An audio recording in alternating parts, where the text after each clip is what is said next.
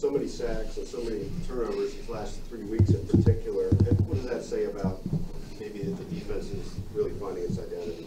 Yeah, man, I think it's happening at the right time.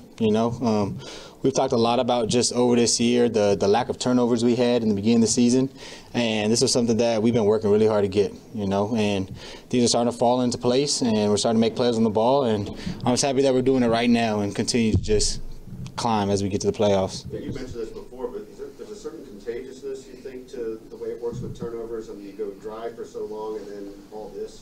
Yeah, I mean, I told you after my first pick, they come in bunches. And I'm sure you'll hear a lot of the DBs. Jay Reed just got a pick. It's funny how just things happen like that, We've been in the right place for many times and haven't made play on the ball, so it was only a matter of time where we were finally just going to start making the plays. Take us through that fumble. Oh, yeah, man. Had to jump in at nickel. Seabrook went down with a little something. And it was a 3rd and long, so knew we were just going to make him check it down. And, I mean, when I was going for the tackle, I already knew I was going to go for the ball. So kind of gave up, kind of like I was going to hit him. And then, man, just went for the ball, stripped it out, kind of like I did last year. Trent, I don't know if anybody back has, but now having experienced 3 games in 11 days, how does your body get through it? Would you recommend doing this at any point this late in the season again? I mean, it was tough.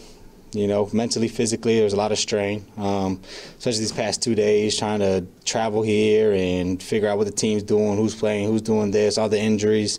As you saw today, I mean, a lot of guys came in, subbing in and out.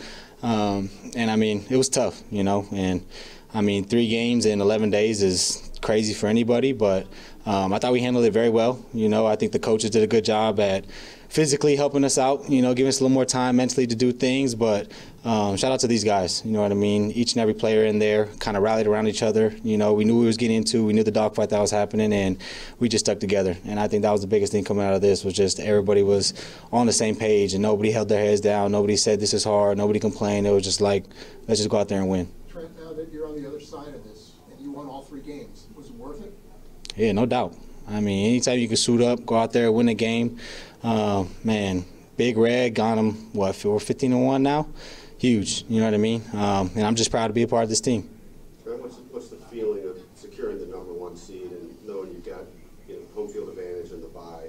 Man, I love it. I was just talking to my family about it.